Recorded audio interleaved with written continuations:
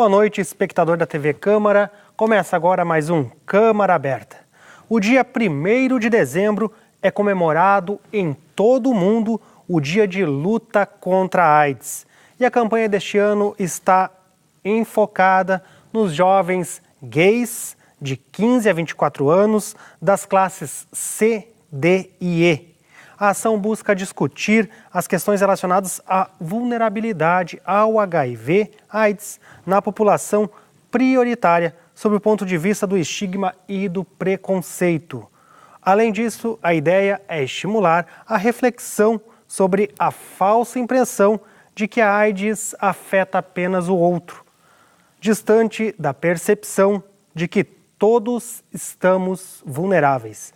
Para falar sobre essa mobilização do dia 1º de dezembro, Dia Mundial de Luta contra a AIDS, recebemos aqui no plenário da Câmara de Vereadores o Dr. Ricardo Dimas Zimmermann, médico infectologista do Hospital Marieta Conder Bornhause. Boa noite, Dr. Zimmermann. Boa noite, obrigado pelo convite. Estamos aqui para tentar esclarecer algumas dúvidas.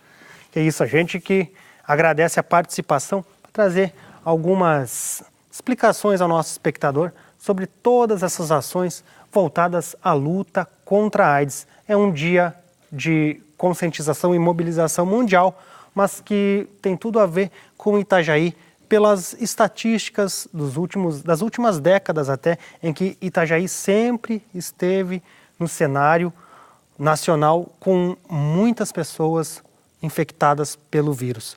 Bom, primeiro eu quero perguntar para o senhor o que é a AIDS e o que é o HIV. Qual a diferença? Então, a AIDS, na verdade, é uma doença que ela é transmitida pelo vírus HIV.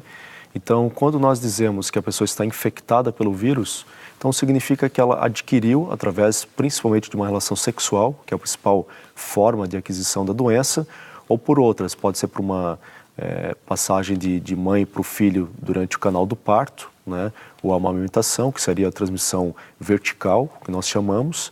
E quando a gente fala em doença, AIDS, é quando o vírus dentro do corpo, depois de algum tempo, ele já se transformou na doença.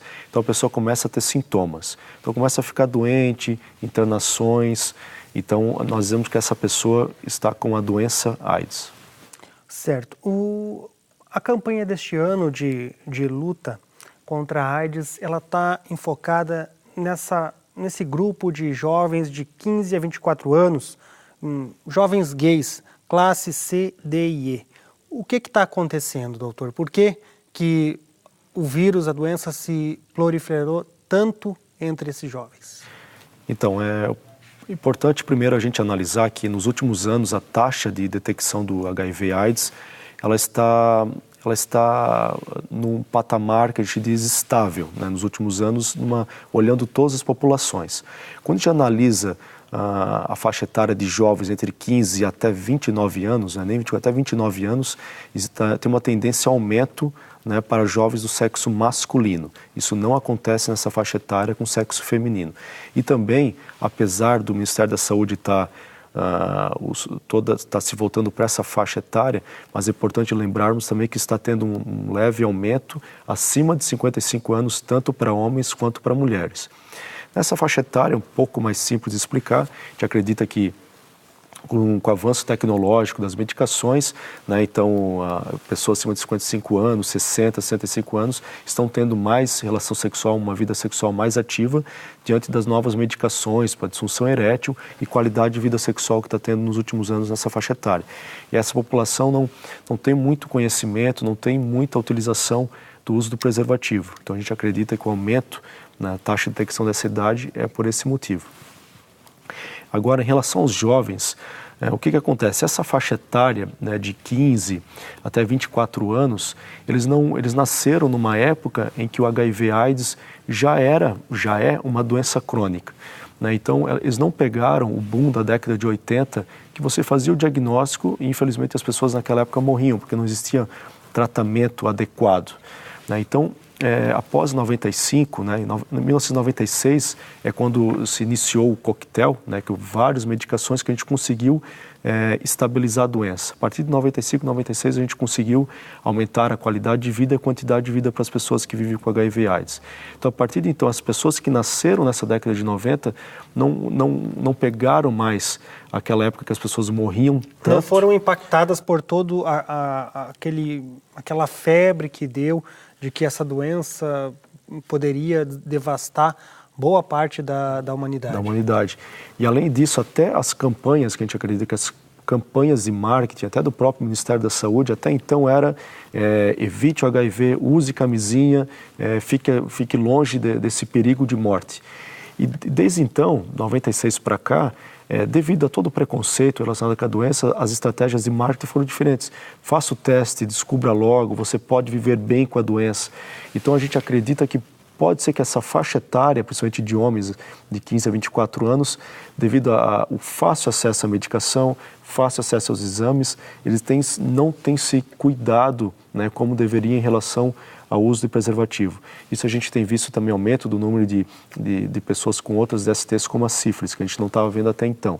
Então, infelizmente, esses jovens não estão, né, se cuidando quanto estavam um tempo atrás. Então, por isso que é muito importante nós em casa conversar com nossos filhos, com nossos familiares, parentes, nas escolas, seja discutido, seja debatido esse assunto, porque existe a prevenção, né? O preservativo está aí, está disponível de acesso gratuito, né, nos postos de saúde, então a gente tem que aumentar a nossa discussão, porque a vulnerabilidade é universal. Todas as pessoas que tenham qualquer atividade de risco, uma relação sexual desprotegida, são vulneráveis à contrair o vírus. A vida sexual da população tem começado mais cedo nos últimos anos?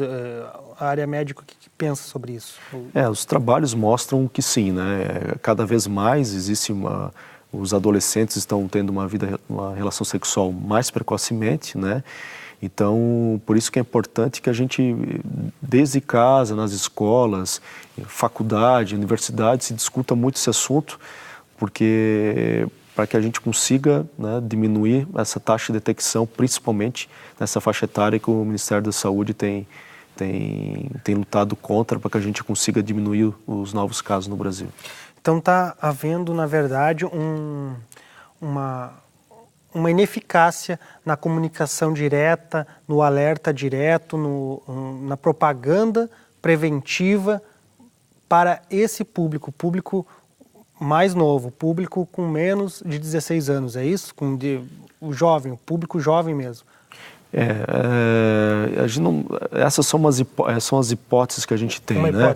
Então a gente não sabe se de repente tem alguma outra explicação, mas provavelmente é isso, né? Que as pessoas elas estão encarando a doença como uma doença crônica e que tenha tratamento, então talvez não estão se cuidando muito, porque a gente sabe que o acesso à informação hoje é muito maior, então essa geração é a geração que a gente conhece como geração Z, então todo mundo já nasce com o computador na mão, com o iPad, enfim, o acesso à internet é muito fácil, então a gente acredita que a informação existe, ela sabe como se proteger, mas o esclarecimento da necessidade, a importância de se utilizar o preservativo, a camisinha sempre em toda a relação sexual, talvez isso não esteja muito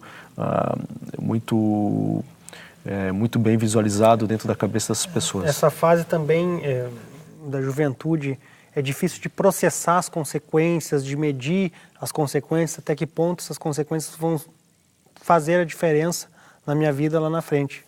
Exato. Então, por isso que nessa fase que é muito importante a gente conversar com essa pessoa, então essa discussão não pode ser uma vez por ano, uma vez a cada 2 anos, né? Então, desde cedo, 11, 12, 13 anos, né, às vezes existe dentro da própria casa, às vezes um receio de falar abordagem sobre sexo, isso é outro possível problema, então às vezes os pais não querem conversar sobre isso, pois pode induzir, né, esse adolescente a estar iniciando mais precocemente a relação sexual.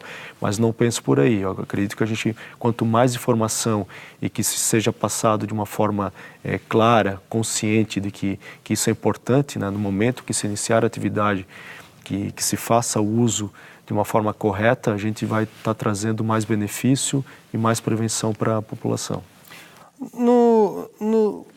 ano 2000 e década de 90, o final da década de 90, início dos anos 2000, o público, a população homossexual e homoafetiva não era uma população considerada como aquela que mais se prevenia.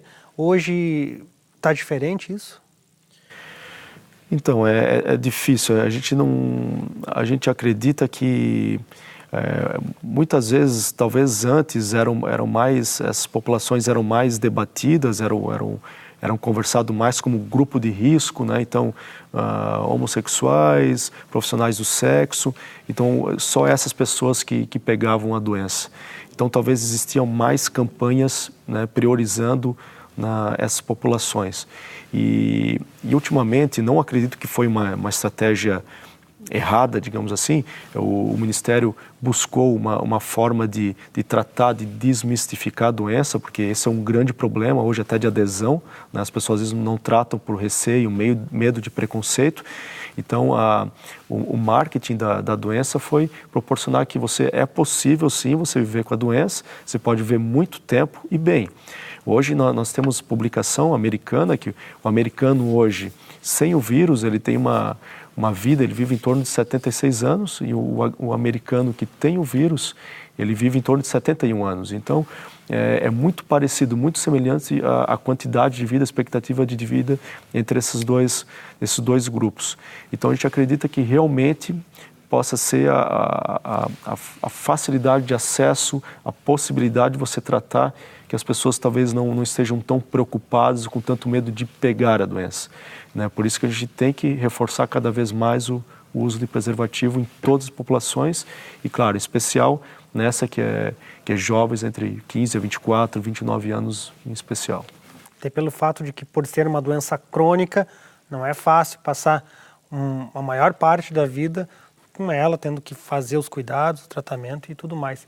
Bom, nós vamos fazer um rápido intervalo, já voltamos com o segundo bloco do Câmara Aberta para continuar aqui essa entrevista com o Dr. Ricardo Dimas Zimmermann. Voltamos em seguida. Até já.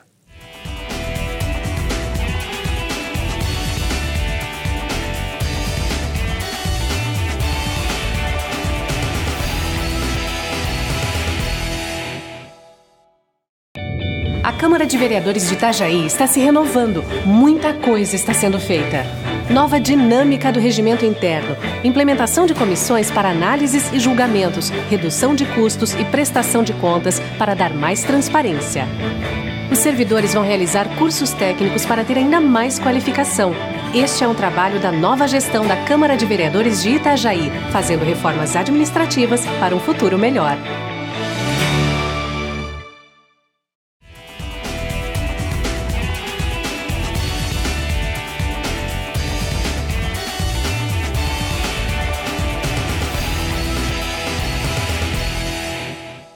Voltamos com o segundo bloco do Câmara Aberta. Hoje estamos abordando a respeito do Dia Mundial de Combate e Luta contra a AIDS. Está conosco aqui no plenário da Câmara de Vereadores o médico infectologista do Hospital Marieta, Ricardo Dimas Zimmermann. Bom, fala um pouquinho para a gente mais dos sintomas e fases do HIV.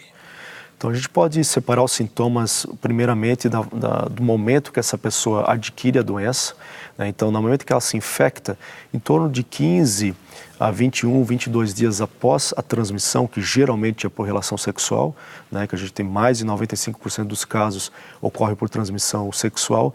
Então, essa pessoa pode ter um quadro semelhante a uma gripe. Pode ter dor no corpo, né, aumento de gânglios, geralmente no pescoço, dor de garganta, às vezes pode até fazer placas com pus, febre e tosse. Essa é uma fase autolimitada, né, que a gente chama de fase de soroconversão. Então, quando o vírus ele entra no corpo e se dissemina pelo corpo todo, faz esse quadro gripal, semelhante a uma gripe. Depois, a pessoa passa anos numa fase sem sintomas, uma fase assintomática. Né? Então, o que é um grande problema do vírus é esse. Você passa muito tempo sem sintoma, você não sabe que tem a doença. Nessa fase que a pessoa não tem sintomas, algumas pessoas podem ter gânglios aumentados, né? Então, tanto no pescoço quanto na virilha, debaixo da axila, isso pode acontecer também. E depois, em torno de 8 a 10 anos, se essa pessoa não descobrir, não fizer o teste, ela pode ficar doente. Daí, de uma pessoa infectada pelo vírus HIV, ela se torna uma pessoa com AIDS. Né? Então, geralmente, a imunidade dessa pessoa está muito baixa, daí começam sintomas. Algumas podem ter diarreia que dura mais de 20, 30 dias. Algumas pessoas têm perda de peso. Então, não é normal perder peso. Se você está perdendo peso sem dieta, é porque algo está errado. Não necessariamente é o vírus HIV, AIDS, né? Você pode ter outras doenças como câncer, tuberculose, enfim, que pode causar perda de peso. Pneumonia, meningite, infecções de pele de repetição. Tem várias formas que a doença pode se manifestar. Ou mesmo por alteração de exames laboratoriais. Você faz um hemograma, você está com anemia, ou está com a plaqueta baixa, né, as células de defesa, os leucócitos estão um pouco abaixo do normal. Então, qualquer alteração dessa que não melhore, que não tenha uma causa para que isso aconteça, você deve sempre estar fazendo o exame anti-HIV para ver se você não pode estar infectado com o vírus. Mas hoje a ideia, o programa não é você fazer o teste anti-HIV apenas quando você tem algum sintoma. Hoje a gente estimula que todas as pessoas façam, então todas as pessoas devam fazer. Não há um público-alvo para o teste do HIV. Todas as pessoas devem procurar. É isso, doutor? Isso. Hoje, por quê? Quanto antes a pessoa descobre, antes a gente começa a tratar e essa pessoa, em nenhum momento ela fica doente. Então, hoje, o estado de Santa Catarina é o estado hoje que reconhece mais precocemente as pessoas que têm o vírus HIV/AIDS. Então, se a gente consegue descobrir precocemente, iniciar o tratamento, essa pessoa não vai ficar doente nunca. Ela vai ver 20, 40, 70, 80 anos livre de doença. Claro, ela vai depender da medicação, vai ter que tomar o remédio, mas a nossa ideia é que essa pessoa viva sem doença. E a partir do momento que ela comece a tomar o remédio e o vírus no sangue fica indetectável, ou seja, você elimina o vírus porque o remédio não permite que esse vírus se replique, você deixa de transmitir a doença também. Então você tem que fazer o exame, primeiramente, porque se você descobrir, você começa a tratar e você não fica doente. E a segunda forma é que você tomando remédio, você não transmite a doença. Então, por isso que é muito importante todos fazerem o exame para que a gente reduza quanto mais a transmissibilidade da doença. Doutor, e como fazer o teste? Então, hoje o teste está disponível em todas, né, pelo SUS, né, as unidades básicas de saúde, tem os centros de testagem e aconselhamento, CTAs, que você pode procurar, você não precisa de nenhuma requisição médica, você pode chegar no centro de testagem e aconselhamento e solicitar para que você faça exame tanto de HIV quanto das outras DST, sífilis, hepatite B, hepatite C, enfim. Você faz testes gratuito hoje pelo governo. Recentemente, agora dia 20 de novembro, o Ministério da Saúde autorizou a comercialização dos testes rápidos de HIV nas farmácias. Então isso vai ser um grande ganho para a população brasileira, são poucos países no mundo que têm a possibilidade de comprar esse teste. Então, porque a gente sabe que hoje as pessoas elas têm medo, receio de chegar ao centro de saúde e sofrer preconceito. Né? Então, se existe um teste que você possa comprar na farmácia e levar para casa, você pode fazer isso com mais tranquilidade, de repente, né? Sem ser visto, de passar com de sofrer algum tipo de preconceito. Então, essa disseminação, dessa venda, comercialização nas farmácias, a gente vê como um grande recurso para diagnóstico precoce. Agora, é claro que o teste positivo, isso é importante a gente frisar, o teste positivo de farmácia não confirma. Ele é um teste que chama de triagem. Preliminar, é uma preliminar. Então, veio positivo, obrigatoriamente você vai ter que confirmar com exame de sangue. Daí sim, você vai até o CTA, né, o Centro de Testagem e Aconselhamento vai te caminhar para fazer a coleta, e daí se vier positivo, sim, né, confirma. O resultado negativo tem grande probabilidade de ser o resultado correto? E esses testes, eles todos tiveram foram estudados, né, de grande forma, né, um grande número de pessoas, então eles são bem confiáveis. Até porque, se não fossem confiáveis, não seriam comercializados. Então as pessoas podem sim fazer eles têm uma chance, uma taxa de acerto muito grande. Agora, o importante é que essa pessoa ela consiga ler de forma correta o teste, né, porque é um teste que precisa de uma leitura. Então, esses testes vão ser feitos com um suave, um algodão que passa na gengiva da pessoa e inocula num teste rápido. Então, ali ele é muito semelhante a um teste de gestação, de gravidez.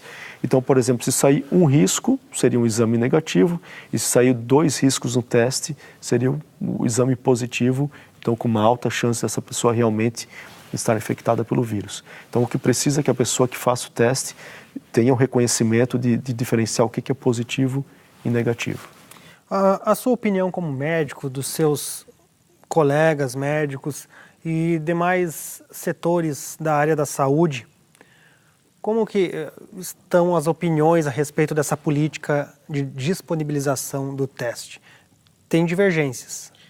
Tem algumas, assim, a principal divergência nesse sentido é que as pessoas elas descubram, né, sejam positivas e não procurem assistência médica, né? Então, para cada nova inovação, sempre que você tem uma inovação, existem as críticas, né? E existem as coisas boas e as críticas. Então, as críticas desse processo é que a pessoa possa descobrir e não procure atendimento, então ela se negue, não vai atrás de um auxílio médico, e outra que ela não reconheça a positividade do exame, ela olha o exame e não reconhece que aquilo seja positivo. Mas a comunidade, nós, os infectologistas, nós acreditamos que a disseminação do teste, a comercialização vai aumentar o número de diagnósticos e com isso a gente consiga combater mais precocemente o vírus. Nós estamos vendo essa estratégia como uma estratégia importante de forma a melhorar o acesso à medicação e diminuir a transmissibilidade da doença. Depois que a pessoa é diagnosticada soro positivo no resultado clínico, depois que passar por esse resultado preliminar da farmácia, que vai ser disponibilizado a partir de quando? A partir do ano que vem? Nós não temos data ainda, vão ser comercializados, as farmácias terão que comprar esses kits para depois vender. A gente acredita que em 2016 estará presente nas farmácias. Seja o resultado clínico, foi diagnosticado soro positivo. O que fazer, como procurar o tratamento, quais os protocolos que se deve seguir, porque tem uma certa disciplina a se adotar depois, não tem? Certo. Então é importante, caso você faça um diagnóstico de HIV por teste de farmácia, primeira coisa nós temos que confirmar, né? É um teste novo, né, que a gente vai ter que fazer a conferência com um teste laboratorial. Então veio positivo, você tem que procurar a unidade básica de saúde ou o seu médico que você já conhece há mais tempo, que ele vai te solicitar esse exame, ou no próprio unidade básica de saúde, o Centro de Testagem e Aconselhamento, CTA, vai te disponibilizar esse exame. Vindo positivo, vai ser agendada uma consulta médica com o infectologista da rede ou o infectologista que você prefira se consultar, e a partir daí ele vai te pedir todos os exames para ver como é que está a sua situação de saúde, ver como é que está a sua imunidade, ver como é que está a quantidade de vírus no sangue, e ele já vai, posteriormente, já vai te prescrever a medicação antiviral, né, antigamente conhecida como coquetel. Diante da medicação, em torno de 3 a 6 meses, os vírus no sangue, eles caem para zero, né? A gente diga que essa carga de vírus, a carga viral, ela fica indetectável. A partir do momento que a gente negativa o vírus do sangue, ou seja, o remédio impede a replicação de vírus no sangue, a gente diz que essa doença está sob controle, né? Então, a chance da pessoa adoecer, ficar doente ou ter qualquer complicação é muitíssimo menor. Por isso que é importante a gente fazer o exame. A gente não tem como olhar ou examinar a pessoa e saber se a doença está sob controle ou não. A gente precisa dos testes. Por isso que, a partir do momento que a doença está sob controle, ou seja, a carga viral esteja negativa, a gente repete os exames a cada 6 meses. E isso o resto da vida da pessoa. Porque eu não sei se daqui a um ano e meio vai continuar negativo. Então, para ela que essa pessoa fique bem o resto da vida, de 6 em 6 meses, ela tem que repetir os exames, acompanhar com o seu médico, e ele vai te pedir os outros exames também para acompanhar a sua saúde em relação a diabetes. Vai ter que estar comprometida com toda a situação, tudo que diz respeito ao diagnóstico. Exatamente. Então não é você tomar o remédio e nunca mais procura assistência médica. Então essa pessoa vai ter que procurar o resto da sua vida, o seu médico vai ter que ficar fazendo exames de 6 meses. Então é muito mais fácil do que era na década de 80 e início da década de 90, é menor número de comprimidos. Hoje a gente começa com um único comprimido, né? A gente tem um comprimido que a gente chama de 3 em 1, 3 medicações no mesmo comprimido, uma coformulação. Então facilitou muito o tratamento da doença. Mas é importante frisar que a gente precisa se prevenir para não se infectar. Agora, a gente se infectou, tem que consultar com o médico, tem que tomar certa medicação no mesmo horário, então se toma às 10 da noite, todo dia às 10 da noite, né? Se essa medicação, algumas elas precisam ser tomadas com algum tipo de alimento, então sempre seguir a orientação médica, né? Todos os dias, dia santo, feriado, né? Todo dia tem que ser tomada a medicação. Bom, nós vamos fazer mais um rápido intervalo, já voltamos com o terceiro e último bloco do Câmara Aberta. Até já!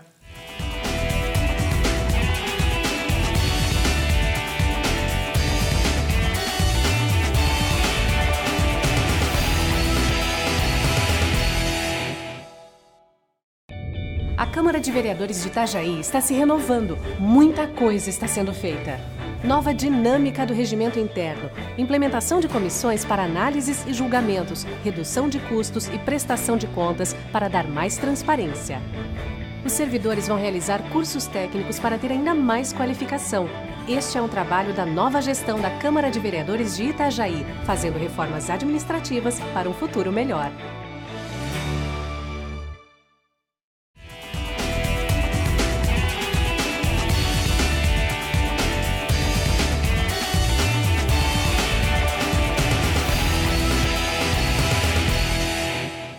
Voltamos com o terceiro e último bloco do Câmara Aberta. Hoje participa conosco o médico infectologista do Hospital Marieta, Ricardo Dimas Zimmermann. Estamos falando a respeito do Dia Mundial de Luta contra a AIDS. Bom, o teste é feito, vai passar a ser feito na farmácia. E depois será necessário, como o senhor falou, mesmo assim fazer um teste clínico, uma confirmação clínica, ambulatorial. Sendo positivo esse resultado, o senhor falou a respeito dos protocolos a seguir, da postura da pessoa que foi diagnosticada, de como que ela vai ter que se comprometer ao longo de todo o tratamento. Mas eu tenho uma pergunta para o senhor. Existem muitas pessoas hoje que negam, que não procuram mais, ou que iniciam o tratamento, depois relaxam e param, ou que às vezes nem procuram.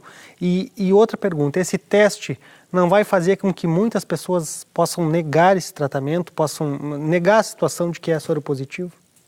Sim, então essa comercialização em farmácia é algo novo, tem poucos locais do mundo que são feito isso. Na verdade, isso vai ser uma estratégia inovadora do Ministério da Saúde para tentar pegar essas pessoas que não fazem o teste nas unidades de saúde. Hoje, no Brasil, estima-se em torno de 750 mil infectados, de pessoas vivendo com HIV/AIDS, e acredita-se que em torno de 150 mil não saibam que têm a doença, estão por aí. Então, muitas pessoas não vão até o serviço de saúde por medo de ser reconhecidas ou desse teste mesmo vir positivo. E então a tendência, o que se busca com esse programa é o reconhecimento dessa população que ainda não sabe da doença. Mas existe sim, infelizmente, hoje muitas pessoas que mesmo com teste positivo elas negam, elas não querem se tratar ou não acreditam que aquele exame seja realmente positivo. Então a gente precisa sentar, por isso que o aconselhamento pós-teste é muito importante.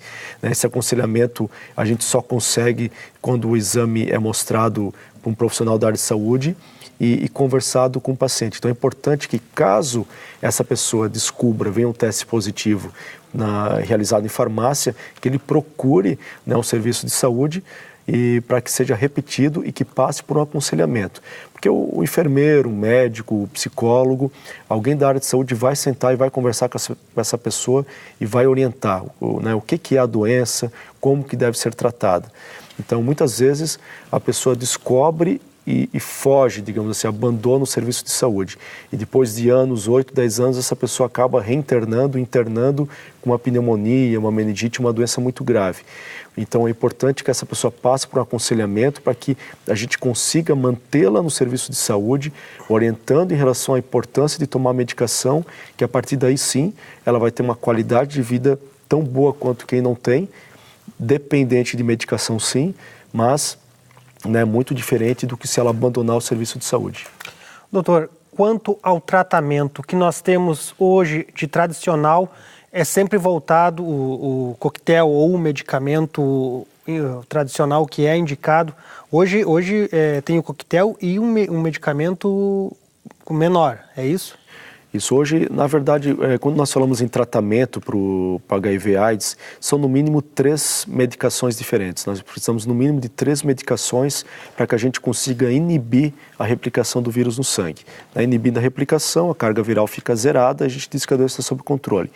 Então hoje nós temos no Brasil, se não me engano, em fevereiro ou março desse ano, foi disponibilizado pelo Ministério da Saúde, então nós temos uma coformulação de 3 medicamentos numa única pílula.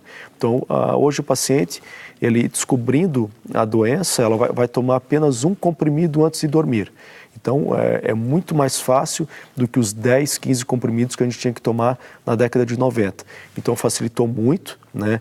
Às vezes nos primeiros 20 a 30 dias pode ter efeito colateral, então as pessoas têm que saber disso, porque senão depois elas tomam, acham que estão passando mais mal com a medicação do que não tê-las.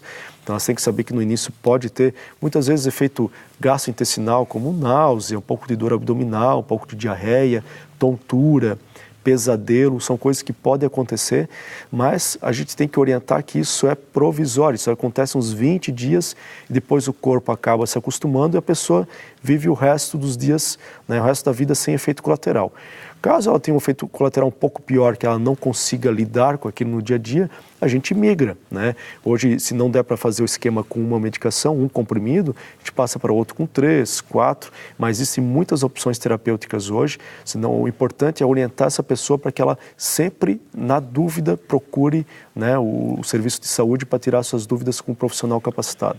Pesquisas científicas para o futuro, o resultado que as pesquisas que estão em andamento hoje no futuro, existe a expectativa de tratamento para a cura e também a prevenção através de uma imunização de vacina ou outro método? Sim, tem várias linhas hoje em relação a tanto a prevenção quanto a cura. Então, que a gente está mais avançado em relação às vacinas para tentar, de uma forma geral, prevenir quem não tem a doença. Por quê? Porque isso, a metodologia de fazer a vacina para prevenção, talvez seja mais fácil você conseguir prevenir uma pessoa do que conseguir curar. Porque o vírus HIV ele tem uma capacidade de replicação muito rápida e ele sofre muitas mutações. Então, devido a essa grande quantidade de mutação que ele sofre, é difícil a gente conseguir curar essa pessoa. E além disso, o vírus ele não está presente só no sangue. Ele está presente em várias partes do corpo e ele fica muitas vezes parado no estado de dormência, dormindo, digamos assim, no que eles chamam de santuário. Então ele fica nas ínguas, nos linfonodos, no intestino e em toda a parte do sistema nervoso central, no cérebro. Então muitas vezes as nossas medicações de hoje a gente não consegue atuar nesses reservatórios. Então algumas pesquisas estão encaminhando para tentar acordar, digamos assim, esse vírus que está dormindo nos santuários, para que os medicamentos antivirais agem e que a gente consiga adquirir a cura com o tempo. A gente não sabe ainda o que vai acontecer nos próximos anos, mas a gente acredita que com o avanço da medicina, a gente vai conseguir em algum momento a cura sim. Mas antes, sem dúvida, a vacina para prevenção de quem não tem, provavelmente vai chegar muito antes do que a própria cura do HIV. Para finalizar, doutor, eu tenho os dados aqui de 2013, Itajaí tinha 5 vezes mais mortes por AIDS do que a média nacional. O município, no ano de 2013, teve 28 óbitos a cada 100 mil habitantes, enquanto no Brasil, 5,6 óbitos a cada 100 mil habitantes por AIDS. A AIDS não é a causa da morte, mas pessoas que morreram em decorrência de uma outra doença, mas que não pôde ser combatida devido à AIDS. É assim que se projeta, doutor? Então, na verdade, assim, se nós pegarmos, a gente tem que olhar, se a gente olhar de uma forma temporal, nos últimos, talvez uns 5 anos atrás, 5 anos atrás, a taxa de detecção, se a gente pegar os primeiros 50 municípios com maior número, né, de incidência de HIV/AIDS, mais de 40 entre os 50 municípios estavam no sul do Brasil, principalmente Rio Grande do Sul e Santa Catarina, né? E Santa Catarina era metade desses casos. E nos últimos 2, 3 anos a gente viu que cada vez estamos tendo menos cidades catarinenses, né, entre o maior número de casos no Brasil. Então hoje a gente tem em torno aí de 6, 7 municípios entre os 50, né, e uns 5, 10 anos atrás era metade, era em torno de 25. Itajaí está do estado e do Brasil com maior índice. Hoje Florianópolis é a primeira cidade de Santa Catarina, em 14º no ranking nacional. Se não me falha a memória, Itajaí está em 19º, né, do ranking, e acredito que é a 3ª ou a 4ª do estado. Então, ainda temos muito casos, né, mas olhando dos últimos anos, estamos diminuindo. Né, a taxa de mortalidade ainda é alta, mas se nós pegarmos o sul do Brasil, tem uma tendência de diminuição, né, tanto o sul quanto o sudeste, diminuição do número de mortes por HIV, né, de uma forma geral, diferente do norte e do nordeste. Então a gente está conseguindo reduzir. E como que se explica isso? Hoje Santa Catarina é um município que tem reconhecido mais precocemente os pacientes infectados com HIV/AIDS e o nosso estado tem tratado mais precocemente. Então a gente está conseguindo dar medicação, os antivirais, antes das pessoas ficarem doentes. Apesar da nossa taxa de letalidade ainda estar alta, mas ela vem decaindo nos últimos tempos. Então a gente está vendo isso como um grande ganho, né, que o estado e toda a região sul está conseguindo, apesar de ainda os números serem elevados. Doutor, muito obrigado pela participação aqui no programa. E desejamos um ótimo trabalho para vocês lá no Hospital Marieta, um trabalho que as pessoas possam se conscientizar da importância da prevenção. Obrigado também pela disponibilidade, a gente está podendo participar e a ideia mesmo que a gente possa contribuir é que as pessoas cada vez mais, né, tenham esclarecimento, né, principalmente os jovens, em relação à importância do uso do preservativo. Isso é muito importante. Então, que você, pai, você, familiar, converse em casa com esse jovem e com toda a família que tem que usar sempre o preservativo. E para que todos façam o teste anti-HIV. Esse teste deve ser feito por todos, porque dessa forma a gente consegue reconhecer precocemente a doença, tratar precocemente e diminuir a transmissão. Então, essa é a ideia que a gente gostaria de passar nesse 1º de dezembro, que é o Dia Mundial de Luta contra a AIDS. Obrigado novamente. A Câmara Aberta de hoje fica por aqui. Para todos, uma boa noite e até a próxima.